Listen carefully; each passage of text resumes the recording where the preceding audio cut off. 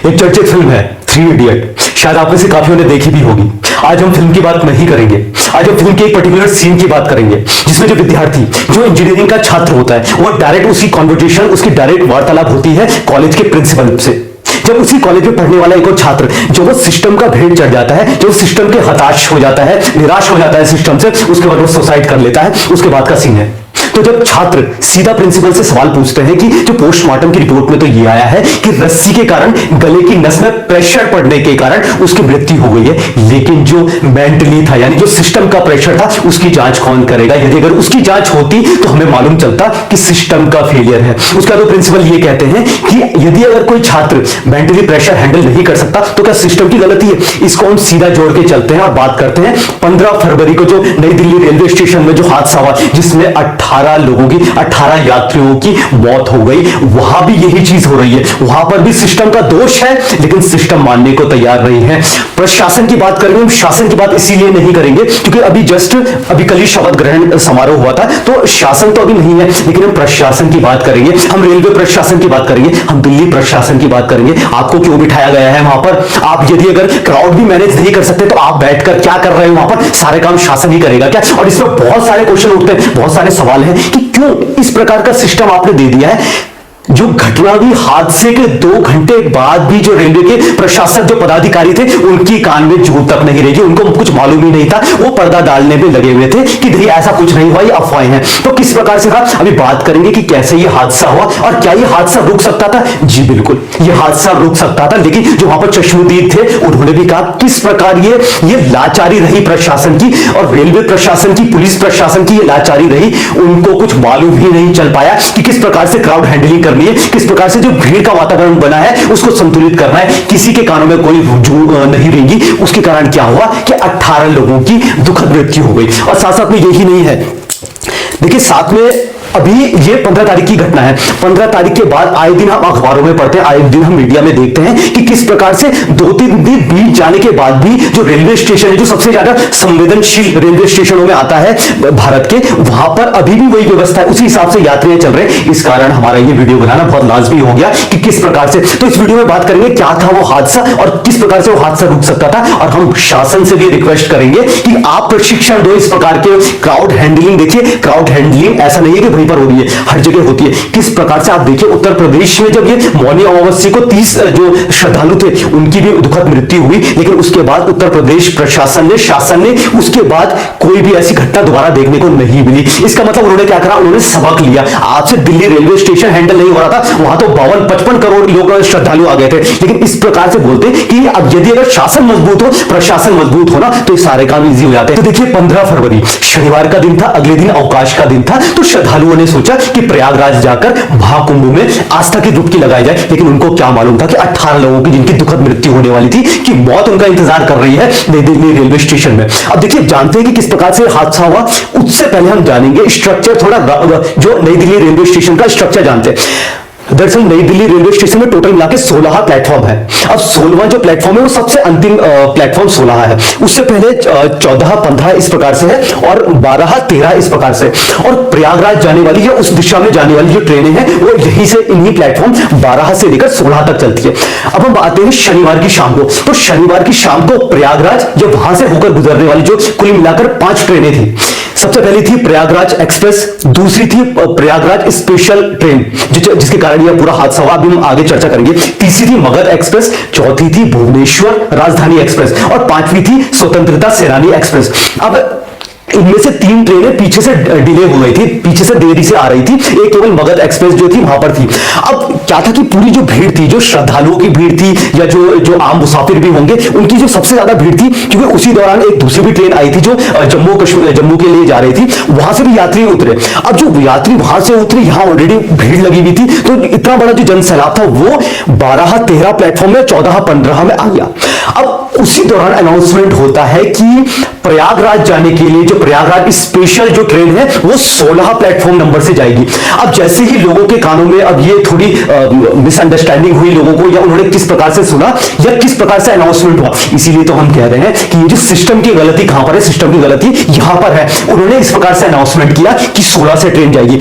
अब देखिए इस दौरान क्या है कि जो इस दौरान आप सभी को मालूम होगा, आप सभी ने देख लिया होगा कि जद्दोजहद बहुत ज्यादा है। यदि अगर आपकी एसी की भी टिकट है ना, उसके बाद भी कंफर्मेशन नहीं है कि आपको सीट मिलेगी कि नहीं मिलेगी, क्योंकि बहुत ज्यादा जन सैलाब वहां पर महाकुंभ के दर्शन करने के लिए जा रहे हैं। लेकिन यहां पर देखिए किसकी जिम्मेदारी बनती है, यहां पर जिम्मेदारी बनती है प्रशासन की, रेलवे प्रशासन की। हम आगे बात करेंगे कि किस प्रकार से जो प्रत्यक्षदर्शी थे, जो वहां पर कूली मौजूद थे, उन्होंने कहा कि इसका अंदेशा हमें पहले से ही हो गया था कि कुछ ना कुछ यहां दुर्घटना होने वाली है। पहले दुर्घटना की बात करें तो किस प्रकार से जब 16 का अनाउंसमेंट हुआ तो जाहिर सी बात है हर कोई ट्रेन पकड़ने के चक्कर में जद्दोजहद में 12-13 प्लेटफॉर्म से निकला वो 16 जाने के लिए। उसी हड़बड़ी में जो आगे निकल गया, उसी हड़बड़ी में ये पूरा भगदड़ की स्थिति हुई और जिसमें 18 लोगों की दुखद मृत्यु हो गई।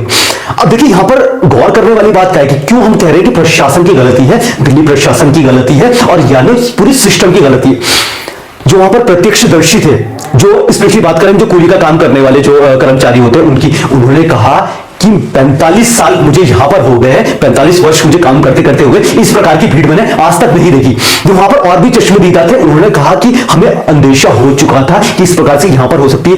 सुरक्षा व्यवस्था बिल्कुल नहीं थी, जो क्योंकि देखिए दिल्ली रेलवे स्टेशन सबसे ज्यादा संवेदनशील स्टेशनों में से है। और देखिए प्रयागराज महाकुंभ का अवसर चल रहा है, लगभग 55 करोड़ से ज्यादा लोग इस समय तक आस्था की डुबकी लगा चुके हैं। तो प्रशासन कहां था? आपको कुछ मालूम, आपको मालूम है इतना बड़ा जो भव्य आयोजन महाकुंभ में हुआ है उसके लिए श्रद्धालु देश विदेश से आएंगे, ये तो शाश्वत था, हर किसी को मालूम था ये होने वाला है। लेकिन आपके कानों में जूं तक भी नहीं रहेगी। और दिल्ली जैसा कोई भी बाहर से आएगा, मोस्टली दिल्ली ही तो आता है, दिल्ली कैपिटल है, राजधानी है, लेकिन उसके बावजूद भी वहां पर इस प्रकार की कोई व्यवस्था नहीं थी। पुलिस कर्मी बहुत बाद में, जो रेलवे के जो सुरक्षा कर्मी होते वो बहुत बाद में आए। प्रशासन कहां था, शासन क्या था? यहां तक जब 8:30 बजे दुखद घटना हुई ना, उसके बाद 2 घंटे तक भी जो रेलवे के पदाधिकारी हैं जिनकी जिम्मेदारी तय होनी चाहिए थी, उन्होंने केवल ये अपने बयान में कहा है। और ये बयान हमारी टीम नहीं कह रही है, हमारी टीम के द्वारा आप देख लीजिएगा, अखबारों में देख लीजिएगा, न्यूज में देख लीजिएगा कि इस प्रकार के यहां पर बयान। हमारा ये वीडियो बनाने का देखिए पर्पस ये है कि 5 दिन हो चुके हैं पूरे हादसे को, लेकिन उसके बावजूद भी जब हादसे के अगले दिन भी देखा, उसके अगले दिन भी देखा, इस प्रकार की कोई व्यवस्था पुलिस प्रशासन ने नहीं की थी या रेलवे प्रशासन ने नहीं की थी। वहां मामला जस का तस पड़ा हुआ है। जिस प्रकार से वहां पर जो मुसाफिर हैं, श्रद्धालु हैं, जो मशक्कत उस दौरान कर रहे थे वही था। इनमें कौन लगाम लगाए? कौन सिस्टम सवालों के घेरे में, और हर कोई दोषी मान रहा है सिस्टम को। देखिए हम अपने मन से इस प्रकार की कोई भी घोषणा, कोई भी स्टेटमेंट नहीं देंगे कि कौन दोषी है, लेकिन सवाल लाजमी है। इसमें देखिए उच्च स्तरीय जांच बैठक चल रही है, जांच में जो भी आएगा, हो सकता है ये वीडियो जब तक आपके पास पहुंचे तो इस प्रकार से बहुत सारी जांचें और हो जाए और नए नए तथ्य खुलकर आए जो हमने इसमें मेंशन नहीं किया हो। लेकिन देखिए सवाल तो बनता है, लाजमी है। सवाल लाजमी क्यों है, हम कुछ बिंदुओं के ऊपर बात करेंगे। देखिए सबसे पहला, जो भी संवेदनशील स्टेशन होते हैं वहां पर जो खुफिया कर्मचारी भी होते हैं, खुफिया कर्मचारियों की तैनाती होती है वहां पर कि इनपुट डाटा इकट्ठा करना। उनका काम केवल ये होता है, सिविल में वो घूमते हैं और केवल खुफिया इनपुट जुटाते हैं। वो विशेष कर्मचारी होते हैं, हर संवेदनशील स्टेशन में या जगहों पर वो मिलते हैं ताकि इनपुट इकट्ठा किया जा सके। देखिए महाकुंभ का महाआयोजन चल रहा है, 55 करोड़ से ऊपर श्रद्धालुओं ने आस्था की डुबकी लगाई है। और अति संवेदनशील की मैं बात करूं, अति संवेदनशील रेलवे स्टेशन कौन सा माना जाएगा? जहां पर भारत से भी अलग अलग कोने से श्रद्धालु आएंगे और विदेशों से भी आएंगे। वो नई दिल्ली रेलवे स्टेशन ही तो है क्योंकि राजधानी है। तो यहां पर जो खुफिया कर्मचारी थे जिनका काम था इनपुट तलाशना, वो बिल्कुल विफल रहा। दूसरी बात यदि अगर हम करें, जो वहां की रेलवे पुलिस, क्योंकि देखिए अति विशिष्ट है, तो वहां पर रेलवे प्रशासन कहां था?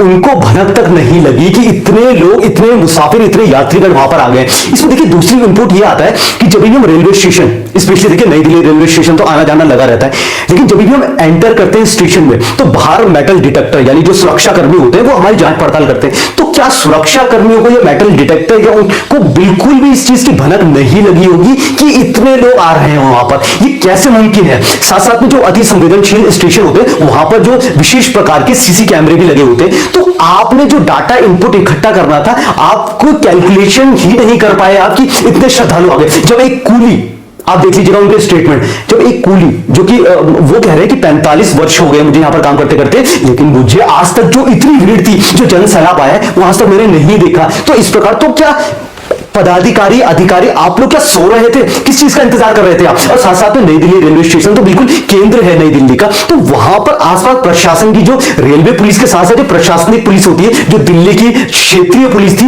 वो कहां थी? तो सबने आंखें मूंद रखी थी। और सबसे महत्वपूर्ण बात रेलवे स्टेशन की या रेलवे कर्मचारियों की ये आई, देखिए जो हमने 5 ट्रेनों की बात करी है ना, जरा इसमें अलग अलग प्रकार से आते हैं। सबसे पहले राजधानी जो भुवनेश्वर राजधानी है, उसमें देखिए जनरल यानी साधारण बोगी साधारण कोच नहीं था। अब बात करें 4 की, तो चारों जो ट्रेन थी उसमें 2 में जनरल यानी सामान्य वर्ग के लिए केवल 2 डिब्बे थे, उसमें 2 कोच अवेलेबल थे। यानी अगर हम एक कैलकुलेशन लगाया जाए, एक जो कंपार्टमेंट होती है उसकी कैलकुलेशन, तो सामान्य तौर पर एक जो कोच होगा उसमें लगभग 150 के लगभग मान के चलते हैं, 120 से 150 लोग ही वहां पर जनरल जो साधारण यात्री वो सफर कर सकते हैं। सीटें इस प्रकार से बनी है। तो यदि अगर हम 4 की बात करें, तो चारों की यदि हम कैलकुलेशन करें, 2 कोच राजधानी में थे मगध एक्सप्रेस में, 2 कोच जो थे वो थे प्रयागराज एक्सप्रेस में। तो इस प्रकार से, और 3 कोच थे सीटिंग वाले, जो दूसरी ट्रेन आ रही थी स्वतंत्रता जो सेनानी ट्रेन थी उसमें थे सीटिंग वाले अरेंजमेंट थे 4 कोच के।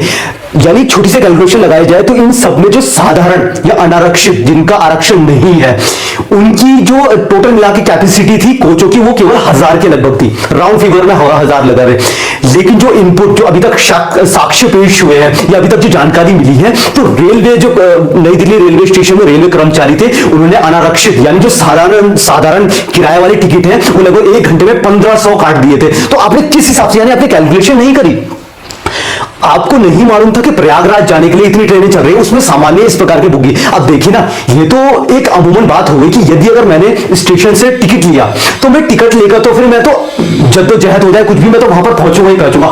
यदि अगर वहां पर आप इसको विराम लगा देते, यदि अगर वहां पर आप थोड़ा इसको वो कर देते कि अनाउंसमेंट कर देते वहां पर कि नहीं, अभी अनारक्षित जो सामान्य वर्ग के जो वहां पर टिकट मिलता है वो टिकट हम नहीं दे सकते क्योंकि वहां पर इतनी भीड़ हो चुकी थी, तो हो सकता है जो भीड़ है वो प्लेटफॉर्म में ना जाकर रेलवे स्टेशन के बाहर ही होती, क्योंकि जब जिसमें टिकट नहीं है वो क्यों जाएगा वहां। लेकिन आप उस पर भी विफल रहे। और सबसे बड़ी लापरवाही रेलवे स्टेशन या रेलवे जो मास्टर है या रेलवे कर्मचारियों की ये आई, जब आपने देख लिया था इतनी भीड़ हो गई वहां पर, सबसे पहले तो आपको अपने जो पुलिस के वहां पर कर्मचारी है उनको लगाना चाहिए था, लेकिन आपने अनाउंसमेंट करवा दिया। क्यों?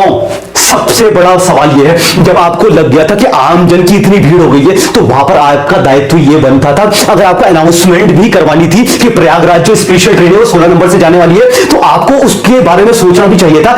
देखिए भीड़ तो भीड़ ही होती है, भीड़ ने तो अनाउंसमेंट सुन लिया, वो तो हर कोई जद्दोजहद में लग जाएगा कि किसी प्रकार से मुझे सीटें मिल जाए, तो वो तो होता ही है। तो आप देखिए नई दिल्ली रेलवे स्टेशन है, एक अगर सामान्य पद का अधिकारी होगा, सामान्य पद का कर्मचारी होगा, तो वो चल जाता है कि कहीं थोड़ा विवेक की कमी होती है किसी प्रकार, लेकिन आप इतने बड़े ऊंचे पद पर बैठे हो, आपको जरा सी भनक नहीं लगी। देखिए बहुत सारे तरीके होते हैं, यदि अगर मुझे लग रहा है कहीं पर भगदड़ हो रही है, उसके बहुत सारे और तरीके होते हैं। डायरेक्ट तौर पर आपने सीधे तौर पर अनाउंसमेंट कर दिया कि प्रयागराज जाने वाली स्पेशल ट्रेन 16 पर जाएगी। अब भगदड़ के चांसेस तो आपने ही प्रोवाइड किए, आपने इस प्रकार से उनको खुला न्योता दे दिया कि भगदड़ लगे। आप अपनी बात को अलग ढंग से भी तो कह सकते थे, जब आपको लग रहा था कि वहां पर इतना जन सैलाब मौजूद है, आप अपनी बात अलग से कर सकते थे, पुलिस कर्मियों को वहां पर भेज सकते थे, उनको प्रॉपर तरीके से वहां पर जो एक चेन सिस्टम होता है उस पर बांधकर, मतलब चेन सिस्टम से पूरा व्यवस्थित कर उसके बाद ले जा सकते थे, लेकिन आपने नहीं किया। तो देखिए सबसे बड़ी जो लापरवाही आई वो यही लापरवाही आई। और सबसे मेन चीज है, देखिए यदि अगर भगदड़ हो जाती है तो जो एनडीआरएफ है, नेशनल डिजास्टर मैनेजमेंट की जो पूरी टीम है, वो 194 लगभग पेजेस की इनकी एक क्राउड मैनेजमेंट टीम होती है। देखिए इनका सबका प्रशिक्षण होता है। हम ऐसे ही बात नहीं कर रहे हैं कि देखिए एक बार यदि हम सभी को मालूम है कि एक बार जन सैलाब, ये क्राउड या भीड़ एक बार अनकंट्रोल हो गई तो उसको संभालना बहुत ज्यादा मुश्किल हो जाता है। लेकिन देखिए इसके लिए टास्क फोर्स बनाई जाती है, इसके लिए प्रशिक्षण दिया जाता है कि यदि अगर भीड़ अनियंत्रित भी हो गई तो किस प्रकार से आपको कम्युनिकेशन करना है, किस प्रकार से आपको हेल्थ सेक्टर को ध्यान में रखना है, और किस प्रकार से देखिए किस प्रकार से आपको क्राउड कैन कंट्रोल करना है, इसका प्रशिक्षण दिया जाता है। लेकिन वो कहां थे प्रशिक्षण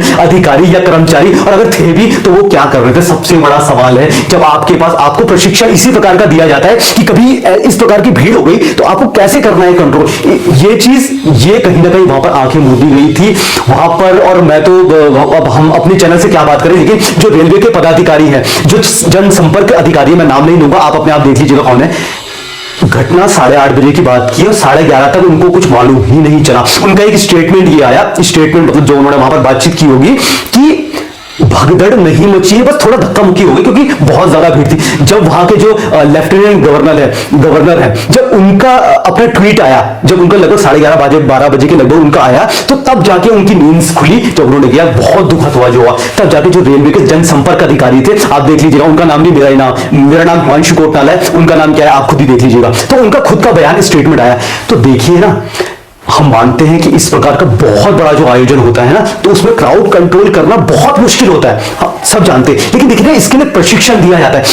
क्राउड कंट्रोल, जो भीड़ कंट्रोल होती है ना, वो भीड़ जो भगदड़ मचने के बाद कुछ कंट्रोल नहीं होता है, लेकिन उससे पहले की जो सिचुएशन होती है, उसकी पहले की परिस्थितियां आप इस प्रकार से चेंज कर सकते हो कि ताकि इस प्रकार की घटनाएं ना हो। कुछ ऐसी बिंदुओं पे बात करेंगे जिससे आने वाले समय में हादसे कम हो, इस प्रकार के हादसों को रोका जा सके।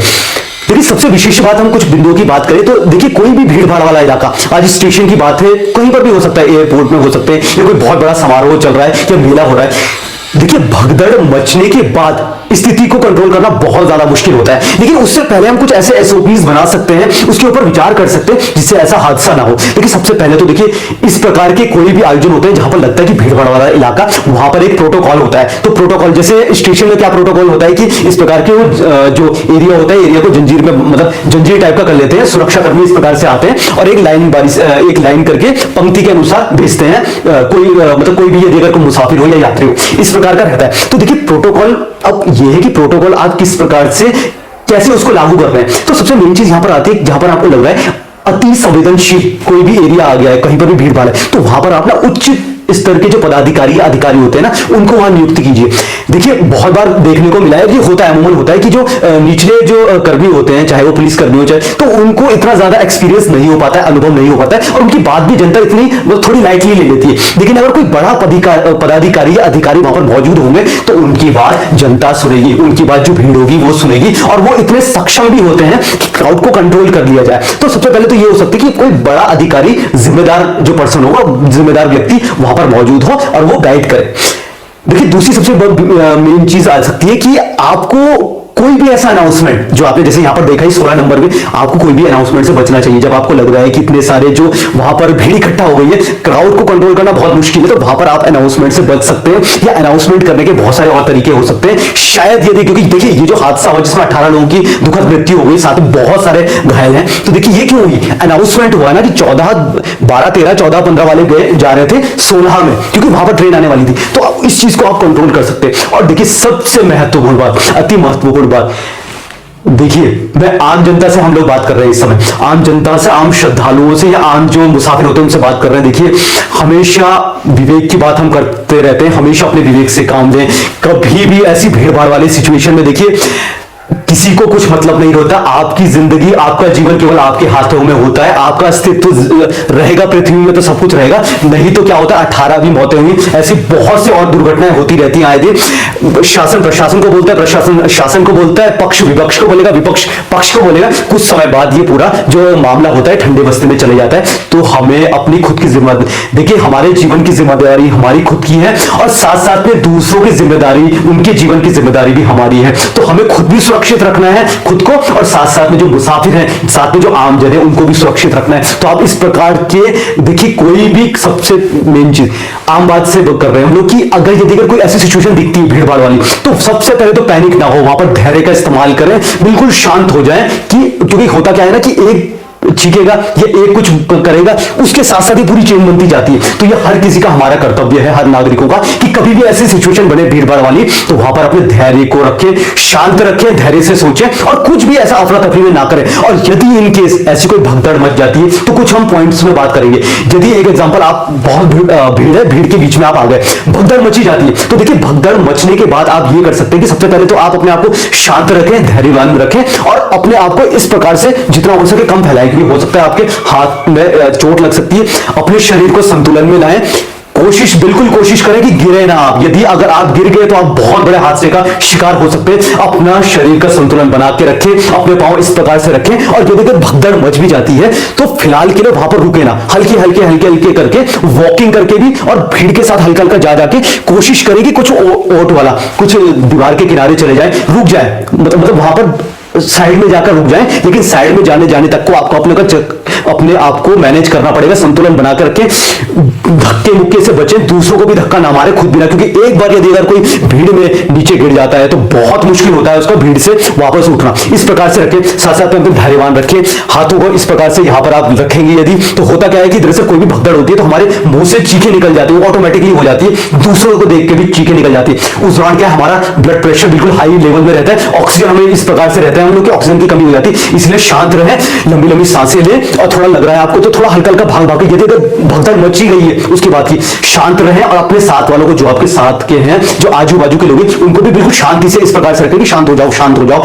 क्योंकि भीड़ में देखिए हमेशा देखिए ये एक बहुत ये एक शोध भी हुई थी कि भीड़ में हमेशा आम जन की ही मृत्यु होती है। ऐसा क्यों? क्योंकि आम जन जो होता है ना, कम धैर्यवान होते हैं हम लोग। जो बुद्धिमान व्यक्ति होता है जो वो क्यों नहीं होते इसके शिकार? क्योंकि उनको अपने आप को मालूम होता है किस प्रकार से मुझे धैर्यवान बनना है, शांत रहना है। तो यदि अगर भगदड़ बच ही जाती है तो इन चीजों का ध्यान रखें। इनके अलावा भी बहुत सारी चीजें और हैं, लेकिन सबसे जरूरी यह है कि अपने आप को संतुलन बना के रखें। यदि अगर हम नीचे गिर गए, यदि अगर हम जमीन में गिर गए, तो उसके बाद उठना बहुत मुश्किल हो जाएगा। और थोड़ा थोड़ा क्राउड के साथ भागिए, लेकिन अपने आप को शांत रखें, चीखे चिल्लाए ना, और साइड में जाकर किसी दीवार का सहारा ले लीजिए।